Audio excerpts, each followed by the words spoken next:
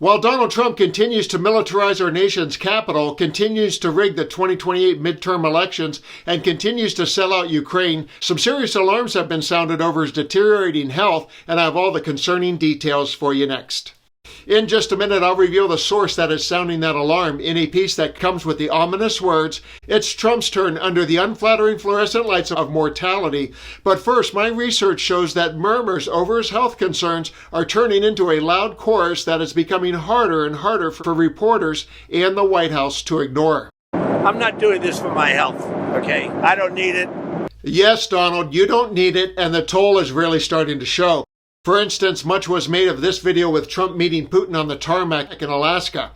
Ex-user Streamsy said he was clearly struggling to walk, teetering back and forth as if his equilibrium is off.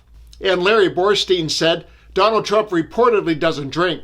That suggests his weaving from side to side is due to internal causes. His zigzagging goes to the edge of the carpet and then corrects. Trump can't walk a straight line unless someone paints a white line down the center.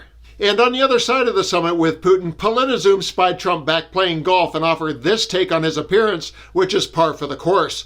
Bloated, hefty, and pasty Trump back on golf course. Jason Mikiak wrote, "It is awfully fun to mock Donald Trump's incessant use of orange bronzer, makeup, hairpins, long ties, and oversized suits.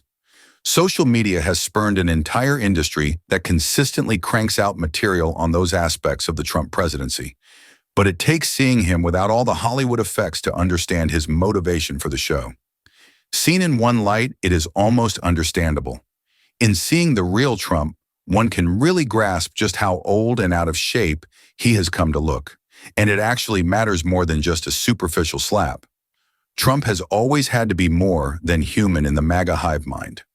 The more downright dumpy Trump looks, the more vulnerable he is to being considered an old lame duck with less and less fresh material, though his authoritarian moves since the inauguration make him increasingly too relevant. So it is right to refocus and remember who we are dealing with here. Oh, ouch. Now, to be sure, he is 79 years old, and it is hard for any of us to look all that great at 79 as compared to 20 years earlier. That's a given. But he uses the makeup for a reason, and it is right in front of you in that picture. He looks old. Without giving an inch on society's penchant for ageism, it matters. He has to look invulnerable for his supporters. That appears to be increasingly difficult to pull off.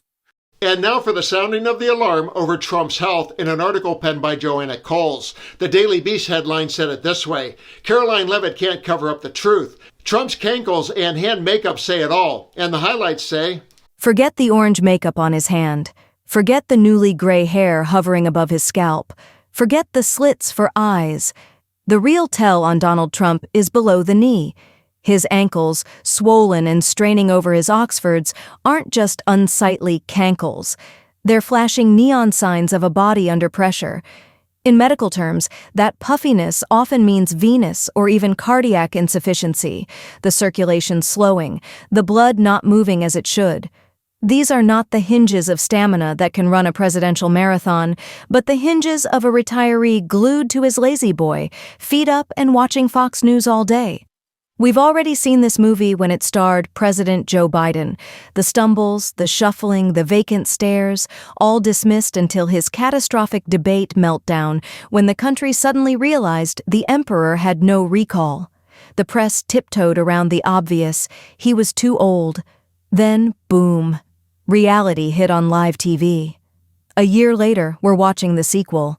Now it's Trump's turn under the unflattering fluorescent lights of mortality. He's 79, a number closer to octogenarian shuffleboard than to nuclear brinkmanship. Just this week, he twice announced he was going to Russia, clearly confused about where his hastily scrambled Alaskan summit with President Putin was taking place. The confusion persisted. On Air Force One, he told Brett Baier he was a deal guy, and if things didn't work with Putin, he'd come back to the United States and work on other things, as if peace in Europe could be abandoned like a casino in Atlantic City. Trump's camp knows it too. Caroline Leavitt has dusted off Karine Jean-Pierre's old binder of excuses. The president is working very hard. Every day is a test. The bruises come from shaking hands. Sound familiar? This isn't age shaming, it's reality shaming. To ignore what's obvious is political malpractice. The press flinched with Biden. We cannot do the same with Trump, dismissing senior moments as gaffes or just Trump being Trump. Or perhaps Trump's handlers see this as an opportunity to seize power and pull the puppet strings from behind the curtain. If that's the plan, it may not go quite as expected. Anyone who has ever tried to take the car keys away from a loved one exhibiting elderly mental impairment knows how difficult it is to get them to let go. What a perfect and terrifying metaphor that is, taking the keys away. If Democrats could not take them away from Joe Biden, what chance do Republicans and a White House full of Trump loyalists have of doing it or even considering it in a worst-case scenario? And out of curiosity, I asked Google and AI to tell me the odds of a man Trump's age reaching 2028, and the consensus seemed to be about 60 to 70%. So that means there's a 30 to 40% chance he won't, and that's no small number. And it's even more alarming when you consider how much someone can diminish before reaching that point. What is also alarming is if he does pass before passing the end of his term, it will ignite the greatest conspiracy theory in modern history and could inspire zealots to do something so extreme it would make January 6th look like a backyard barbecue. I really like that other thing Joanna Cole said in the article. This isn't age shaming, it's reality shaming. Donald Trump already suffers from a personality disorder, control issues, and other cognitive dysfunction, and we just don't know where his dangerous extremism could go if he's also in the grip of one of the dementia-causing diseases and no one takes away the keys. I'm Dan, thanks for watching. Please leave your thoughts with a comment below, and let's continue to occupy democracy together. I hate Occupy Democrats.